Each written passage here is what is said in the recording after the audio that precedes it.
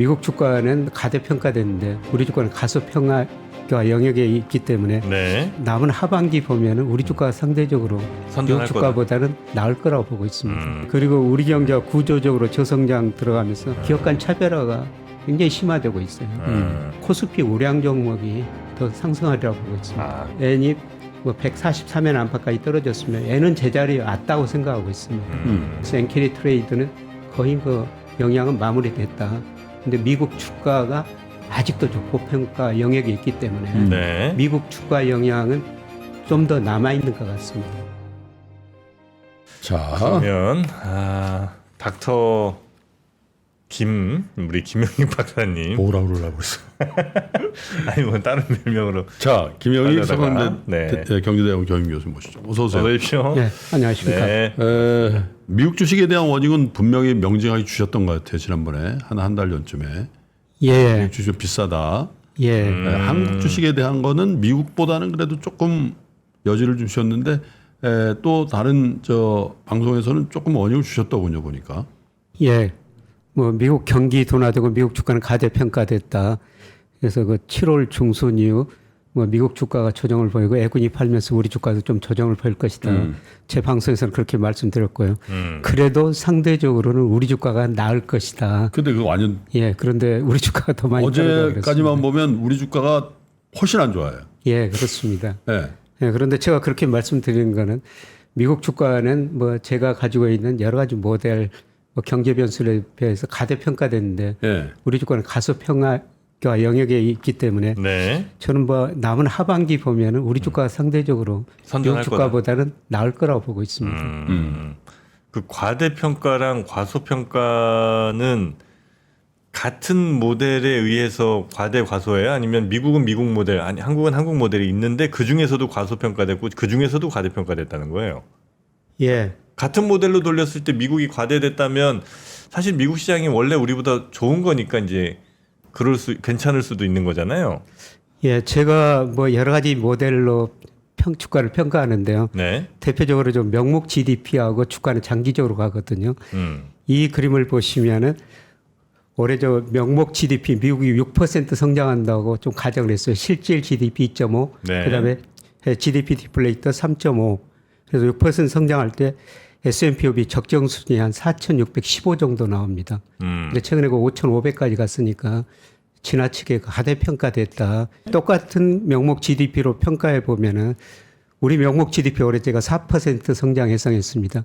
우리 정부는 5.5% 예상하고 있는데요. 이거는 전혀가 낙관적인 수치는 아닌데 그래도 적정 코스피가 3,200 정도 나오거든요. 그런데 어제 그 2,440 정도 되니까 거의 우리 주가는 24%나 저평가됐죠. 근데 저게 우리 주가가 저 기준으로도 고평가된 적도 많이 나왔습니까? 예. 그 이 그림 보면은 녹색이 적정 코스피이고 그다음에 코스피가 빨간색인데 위에도 많이 있었네요. 예, 고평가. 그래서 이런 걸 보고 제가 2021년 뭐 3,300 갔을 때는 고평가됐습니다. 리스크 관리를 하십시오. 예, 그런데 역사상 가장 저평가형이 있거든요. 현재가 예. 그래서 이런 의미에서 뭐 주식 더 떨어질 수도 있습니다. 그러나 조금 멀리 내다보고 주식 비중 계속 늘려야 됩니다. 예, 제가 작년부터 계속 이런 말씀을 드리고 있습니다. 네. 예, 그래서 올해 지금 거의 2,900까지 오르다가 예, 최근에 다시 그 급락해가지고 하루 만에 날아갔어요. 모아둔 거. 예, 예. 예, 그랬는데 예, 저는 시간이 가면은 회복된다. 예, 제자리 가리라고 보고 있습니다. 예. 저기 우리 주가를 뭐 단기적으로 보면은 네. 뭐 박스권이다 그런데 이게 연말 지수거든요. 네. 연말 지수 보면은 장기적으로 이렇게 상승해 왔지 않습니까? 네. 2000년에서부터 2024년까지 우리 코스피가 연평균 상승률이 한 7% 정도 돼요. 몇 년부터 몇 년까지요? 2000년에서 2023년까지요. 그래요? 예, 예. 연평균 7%요? 예, 연평균 7% 코스피가 상승했습니다. 그러니까 어떤 때는 많이 상승하고. 아, 그래요? 예, 근데 최근 그 2년 동안 네. 너무 우리 주가가 나쁘니까 우리 주식 시장에 대한 우리 주가는 떨어지기만 한다, 못 오른다. 예, 그런 인식이 됐는데요. 이게 연말 지수거든요. 이렇게 장기적으로는 올라오고 있지 않습니까? 그래요? 예, 아, 우리 시장도 오르긴 올랐군요. 예, 올랐습니다. 네. 자, 그래서 우리 시장은 지금 저평가 구간에 들어와 있고, 예. 그다음 미국 시장은 고평가, 그러니까 과대평가 구간에 들어가 있다. 예, 예. 예, 결국 이제 그 적정 평가 수준으로 다 회귀를 할 거다. 예, 그렇습니다. 예. 예. 언제 해요? 뭐 시간이 문제죠. 네. 예, 저는 뭐 내년 상반기 무렵 가면은 예. 예, 거의 그 적정 수준에 근접해 가지 않을까 예, 그렇게 그렇습니까? 생각하고 있습니다. 그러면 과대평가되거나 혹은 저평가되는데 비슷한 요인들이 있어 아니면 그 요인들은 워낙 그때마다 다 달라서 뭐 일리로 하긴 좀 어렵습니까? 예, 그때마다 다르죠. 달라요. 예, 그런데 가장 중요한 게 뭐 주가를 결정하는 게 네. 뭐 다른 모든 요인보다 경제 성장, 기업 수익이거든요. 예. 예, 제가 30년 가까이 주가를 지켜보면서 예. 뭐 일시적으로 수급 사항이 주가를 오르고 내릴 수도 있지만 장기적으로는 기업 수익, 경제 성장이거든요. 이게 저는 가장 그 중요한 요소라고 보고 있습니다. 네. 예, 이에 이제 그 당시 이제 금리가 어땠느냐. 예, 금리가 적정 수준보다 나아지면 주가가 더 많이 올랐고 네. 또 금리가 적정 수준보다 높으면 주가가 떨어졌죠. 네.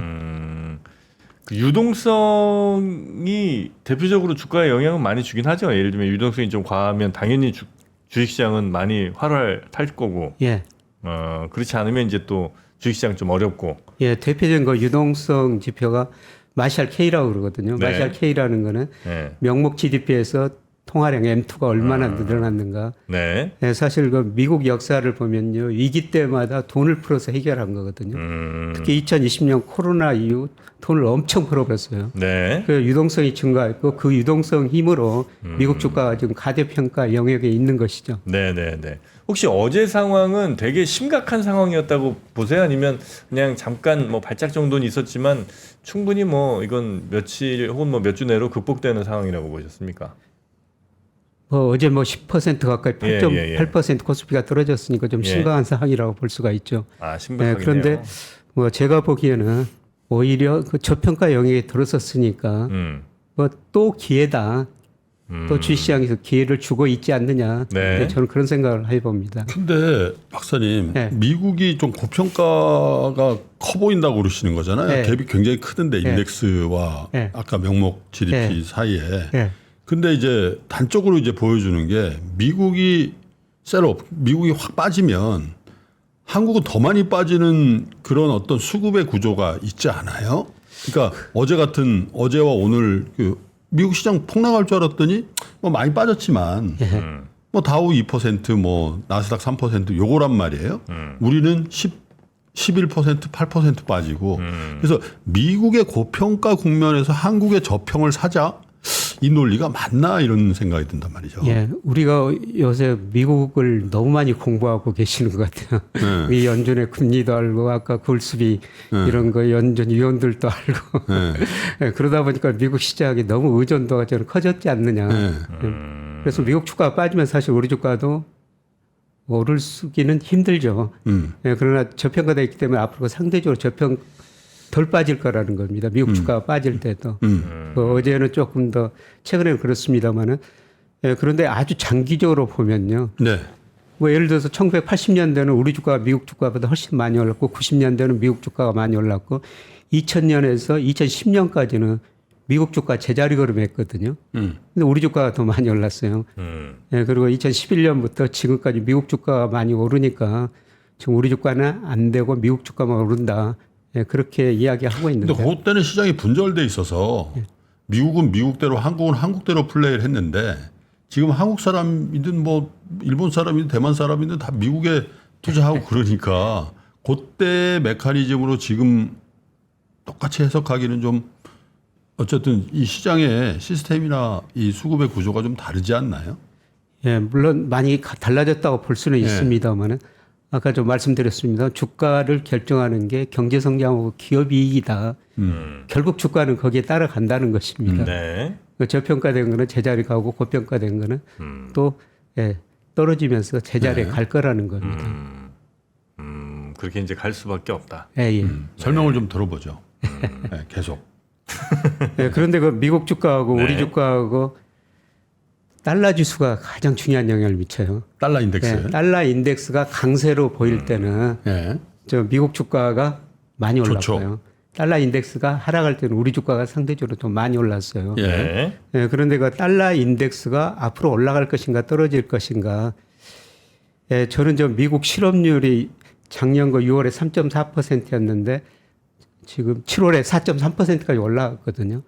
이미 추세적으로 올라가는 과정이라고 보고 있습니다.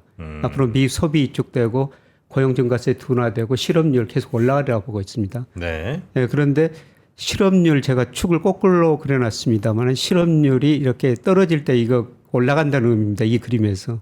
예, 달러 지수가 떨어졌습니다. 예, 달러 지수가 한 4개월 정도 시차를 두고 더 많이 떨어졌거든요. 네. 그러니까 미국 실업률이 올라가면 달러 지수 하락했다는 겁니다. 당연한 거죠. 실업률 올라가면 미국 경제가 나쁘다는 거고. 그럼 달러가 약해진다. 예, 그다음에 실업률이 올라가면 미국 경제 나쁘니까 미국 금리 떨어지고 달러가 약해지죠. 그래서 달러가 약해지는 구간에는 우리 주가가 상대적으로 좋았다는 겁니다. 떨어질 때 덜 떨어지고 오를 때는 더 올랐다는 것입니다. 저는 앞으로 10년은 이런 국면이라고 보고 있습니다. 네. 앞으로 10년이. 예. 지금 이제 말씀을 듣다 보니까 미국이 한참 잘 나가던 미국 주가가 잘 나가던 시절 그리고 미국 경제가 잘 나가던 시절이 있을 거 아니에요. 예. 근데 뭐 한 90년대, 2000년대만 하더라도 미국 경제가 막 그렇게 잘 나가던 때는 아닌 것 같고, 그러니까 그럴 땐 오히려 우리나라나 뭐 그런 뭐 중국이든 뭐 이런데 이제 증시가 그냥 잘 됐던 거고, 그에 따른 결과로 환율이 결정이 된 거 아닌가? 예. 이런 생각이 좀 들긴 하거든요. 그러다 이제 최근 한 10년, 10몇 년 사이에는 뭐 미국이 이제 구글, 애플, 뭐 마소 뭐 이런 진짜 글로벌 테크들이 이제 막 힘을 내면서 전 세계를 이제 장악해 가니까 다시 이제 뭐 증시도 그냥 막 화랑이 되고 뭐 이런 거 아닌가? 예, 미국 경제가 제일 잘 나갈 때는 지금이 아니라요. 네. 1990년대였었어요. 그래요? 예. 90년대 뭐 IT 혁명이 있었죠, 미국에서. 90년대. 예, 그래서 특히 그 96년에서 2000년 사이에 네. 예, 미국이 노동 생산성이 그 이전에 1.5%였거든요, 평균이. 2.9%까지 증가해 버렸죠. 예. 그러니까 생산성이 증가하니까 예, 미국의 공급선이 우측으로 이동하면서 미국 경제가 고성장 저물가를 달성합니다. 그래서 2000년에 미국 GDP가 세계에서 차지하는 비중이 31%였어요. 네. 예, 그런데 작년에 26%, 2021년에 24%까지 떨어졌습니다. 미국 경제 전성기는 오히려 90년. 오히려 2000년이었다는 겁니다. 예. 그 이후로 미국 경제가 세계에서 차지하는 역할은 계속 축소되고요. 예. 그 다음에 2000년대 IT 거품이 붕괴되면서 예, 미국 경제가 어려지기 시작했죠. 예, 그리고 2008년 위기를 겪고 금융위기를 겪고 2020년 코로나 심각한 침체에 빠졌는데요. 네. 예, 그때마다 미국이 하는 일이 돈 푸는 일이었어요. 돈 풀어가지고 지금 이 길을 그동안 극복해야 왔거든요. 근데 돈 풀어가지고 모든 문제를 해결할 수가 없죠. 그런데 네, 그 네. 사이에 돈 풀다 보니까 미국 물가가 오르고, 예, 그 다음에 일부 그 자산 가격이 많이 오르다 보니까 네. 부의 불균형이 너무 심화되고, 예. 예, 그 다음에 지금 대통령 선거 가까우면서 지금 민주당, 공화당 지지자들이 얼마나 저 가치 격차 이게 큽니까? 아. 예, 저는 미국 경제 전성기는 오히려 2000년이었고 오히려 경제적, 정치적, 군사력 절대 국가는 맞는데요. 상대적으로 계속 축소되고 있다고 보고 있습니다. 네, 네. 근데 어쨌든 뭐 어제의 아시아 증시 하락은 뭐 여러 가지 이유가 있습니다. 미국 경제 침체 가능성이 갑자기 대두되면서 텐트럼이 온 건데 경제학자시니까 미국의 경기 순환은 미국 경제 현 위치가 어느 국면인지 좀 진단을 좀 해봤으면 좋겠어요. 예, 우선 그 우리나라 통계청에서 경기 순환을 발표하는데 미국의 MBR 전미 경제연구소에서 예. 발표하거든요. 2020년 4월이 경기가 저점이었어요. 네. 예, 그리고 지금까지 51개월 확장 국면을 보이거든요. 예. 평상시 보다 긴 겁니까? 예, 예. 1900년대부터 이 표를 보시면 경기 확장 국면이 23번의 순환이 있었는데요. 48개월이었습니다. 평균. 예. 예, 그런데 지금 과거 평균보다는 좀 길어지고 있죠. 예, 그런데 제가 사이클을 구해보니까 GDP, 특히 소비 사이클을 구해보니까요. 소비가 많이 위축되고 있어요. 예. 미국 GDP의 69%를 차지하고 있습니다. 소비가. 그래서 소비가 위축되니까 미국 경제 성장이 둔화될 수밖에 없고요. 예, 그리고 뭐 샤메 법칙이 이렇게 신문에 많이 나오는데 실업률이 오르면은 미국 경제 침체가 왔거든요. 예, 그런데 지난번 그 FMC에서 기자 간담회에서 어떤 기자가 샤메 법칙을 이야기하더라고요. 그래서 파월 연준 의장이 그거는 경제 법칙이 아니다. 일시적인 그 통계 법칙이다. 그거는 틀릴 수도 있다. 이번에는 다를 것이다. 그런 이야기를 했는데요. 제가 보기에는 이번에도 다르지 않을 것 같습니다. 실업률 오르고 경기 침체가 올 건데요. 그런데 미국 거 소비 중에서 우리가 소비 주시자면 내구재, 준내구재, 서비스 지출 이렇게 나눠지거든요. 그런데 미국 소비 중에서 내구재는 11% 비중 차지하고 있는데요. 지금 네. 내구재 소비는 오히려 감소하고 있어요. 그러다 보니까 우리 6월부터 미국으로 자동차 수출이 지금 감소하고 있는 거죠. 들되죠. 예. 그런데 미국 소비 중에서 67%를 차지하고 있는 서비스 소비가 계속 증가하고 있습니다. 예, 그런데 소득 증가 속도가 둔화되고 있고 저축률이 낮아지고 있고 네. 그다음에 가계 이자 부담이 늘어나고 있으니까요. 미국 가계들이 이제 외식 덜 하고 영화 덜 보러 갈 거라는 거죠. 네네. 네, 그래서 소비가 줄어들면서 아마 미국 경제가 내년에 그 침체에 빠질 가능성이 높은데요. 이거는 제가 미국 경제를 뭐 물론 그 제 모델의 전망치입니다. 예, 전분기 대비 연율인데요. 2분기에 2.8% 성장했는데 3분기 2.0, 4분기 0.3, 내년 상반기에 마이너스 성장한 거 나오거든요. 소비가 감소하면서. 네, 그래서 내년 상반기에는 미국 경제가 보통 2분기 연속 마이너스 성장하면 경기 침체라고 그럽니다. 네. 네, 내년 상반기에 경기 침체에 빠질 거라고 보고 있습니다. 그래서 금리를 많이 낮춰야 된다라고 예. 얘기가 나오는 거죠. 예.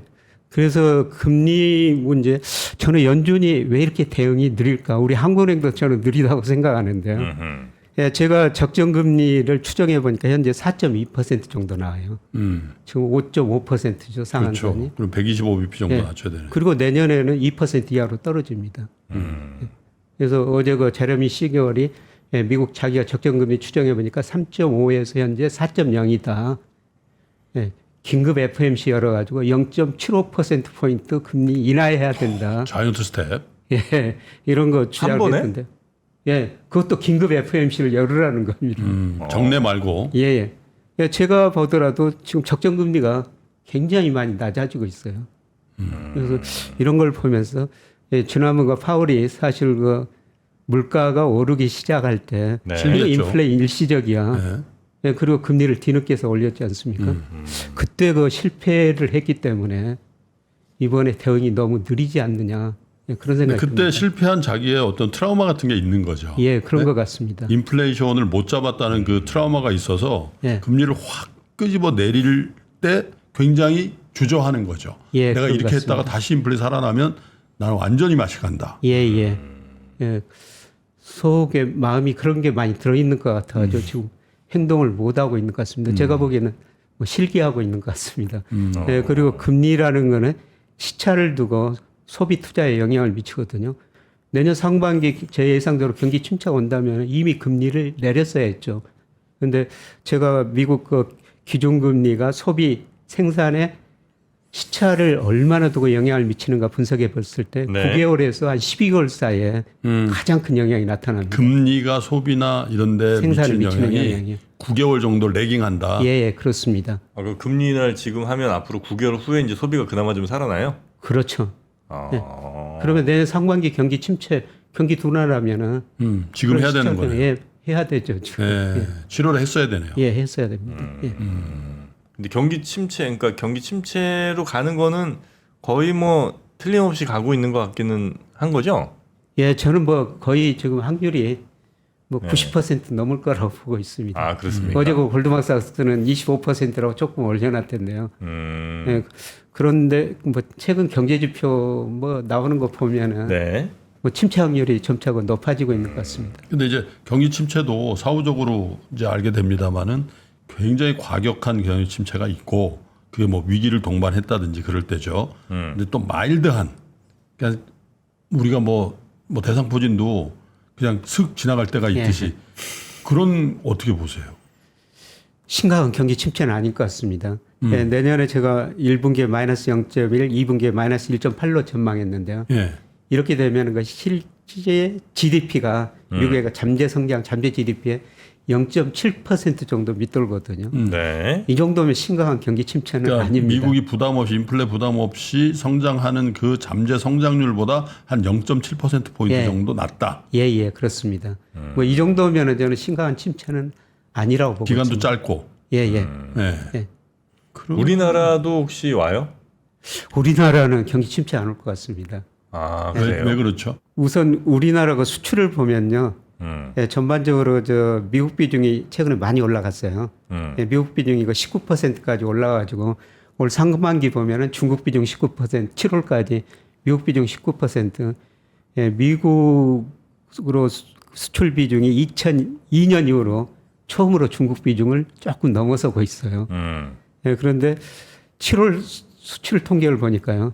미국 비중은 줄어들고 다시 중국 중국이 비중이 늘죠. 중국의 늘어나고 밀어내기 수출. 있습니다. 예. 예, 그리고 아세안, 인도 쪽으로 이 수출이 잘 됩니다. 그러니까 미국 경제가 나쁘면 뭐 전 세계 경제, 미국 GDP가 26%가 나쁠 수밖에 없죠. 예, 그래도 상대적으로 미국 수출이 감소하더라도 우리가 중국, 지금 인도, 아세안 지역으로 우리 수출이 어느 정도 미국 비중을 예, 상쇄해 줄 거라는 거죠. 미국 감소를. 예, 그래서 이런 의미에서 우리 경제는 뭐 침체는 아니라고 보고 있고요. 네. 올해 그 2.5% 우리 경제가 성장할 거로 예상되는데 내년에는 2.1%.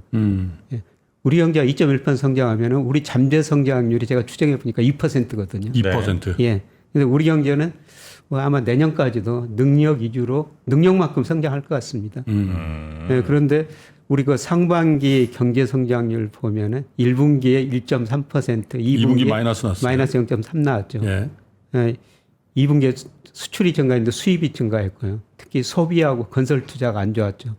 예, 그런데 최근 월별 통계를 보니까 소비하고 설비 투자가 좀 증가하는 조짐이 나타나고 있습니다. 네. 예, 그래서 하반기에는 뭐 분기별로 전분기 대비 0.7% 이상은 성장할 것 같습니다. 8월 소비는 별로 안 좋을 것 같은데요. 주가가 이렇게 돼버려가지고. 예, 예, 우리 소비 심리는 말씀하신 것처럼 주가하고 거의 같은 방향이에요. 그렇죠. 예, 네. 주가 폭락하면 소비가 갑자기 위축돼. 예, 그렇습니다. 예, 그래서 8월 소비 심리는 또 안 좋을 것 같습니다. 자, 그럼 우리도 금리를 좀 내려야 된다고 생각하시나 봐요. 아, 저는 저 우리 대한민국도? 한국은행도 좀 대응이 느리다고 보고 있습니다. 네. 네, 그래서 우리 그 적정금리 제가 추정해 보면요, 우리 적정금리도 많이 그 낮아지고 있어요. 이게 우리 제가 추정한 적정금리거든요. 예, 지금 한국의 기준금리가 3.5%인데요. 우리 적정금리가 현재 그 2.8% 정도 나옵니다. 예, 그래서 우리 금리도 뭐 빨리 인하해야 된다. 저는 그렇게 지금 보고 있습니다. 아니 그 우리 박사님께서는 기준금리보다 낮을 때는 더 낮게 가야 되고 높을 때는 더 높게 이렇게 가야 된다고 이렇게 분석을 하시는 거예요? 아, 이게 이제 이론적인 적정금리예요. 아, 이론적인 적정금리. 이론적인 적정금리인데 이거 보면은 거의 방향은 같거든요. 네. 예, 그런데 이미 적정금리 수준이 많이 낮아지고 있는데 한국의 물가 2% 확신이 들 때까지 금리 안 내리겠다. 그런데 물가 2% 언제 확신이 드느냐? 예, 저는 8월 뭐 기재부도 그렇습니다. 2% 초반까지 떨어지리라 보고 있어요. 네, 그리고 네. 10월 가면은 1% 중반까지 떨어지리라 보고 있습니다. 뭐 그때 금리를 인하하면은 아까 미국 뭐 시차 효과 네, 우리도 네, 네. 보면은 뭐 9개월 시차를 두고 소비에 영향을 많이 미치거든요. 늘 그 통화 정책은 선제적이어야 한다는 겁니다. 네, 네, 그래서 네, 네. 이번 그 8월 20일 날 우리 또 통화 정책 방향 회의가 있습니다만 뭐 그렇죠. 여기서 저는 금통위. 금리를 내려야 된다고 생각하는데요. 또 제가 하는 게 아니라 금통위원들이 하니까 네, 네, 네. 내리려니까 뭐 부동산이니 뭐 이런 것들이 요동친다고 물가니 하니까. 부동산 뭐 이런 게 이제 우려되기는 하잖아요. 예. 그래서 한국의 통화 정책 목표가 물가 안정하고 금융 안정인데요. 네. 예, 그래서 금융 안정, 한국에 이제 금리를 내리는 게 조금 미뤘던 거는 금융 안정, 뭐 환율 불안. 근데 지금 환율은 달러 가치가 떨어지니까 원화 가치는 지금 올랐거든요. 조금. 네. 예, 집값 좀 상승했죠. 그다음에 가계 부채 늘었죠. 이런 것 때문에 우려하고 있는데요. 예, 그런데 우리 그 지금 국고채 3년 수익률이 대표적인 시장 금리인데요. 그게 지금 2.8% 정도까지 그래서 떨어져 금리를 내릴 필요가 별로 없는 것 같아요. 이미 실세 금리가 많이 내려가지고. 그래서 한국에 뒤따라 금리를 내리더라도 네. 이미 시장은 그걸 다 많이 반영해가지고 많이 반영했죠. 집값이나 다른 거에 다 영향을 미치지 이미 못할 줘버렸군요. 거라는 거죠. 아, 기준금리 내리더라도 내려도 예, 이미 다 반영해버렸다는 이미 겁니다. 시장은 하고 있으니까. 시장은 다 뭐 주식시장 그다음에 특히 채권시장, 부동산 시장도 그런 걸 이미 다 반영해버렸다는 겁니다. 아, 그래요. 만약에 실질금리가 예를 들어 뭐 한 2%인데 기준금리 3.5 유지하고 있으면 그때 생기는 무슨 부작용 같은 게 혹시 있습니까? 그렇게 되면 뭐 시장이 왜곡된다든지 그런 건 아니에요? 시장이 좀 왜곡된 그런 측면이 있죠. 예, 단기 자금은 높으니까요. 단기 금리는 단기 부동화되는 거지. 예, 그렇죠.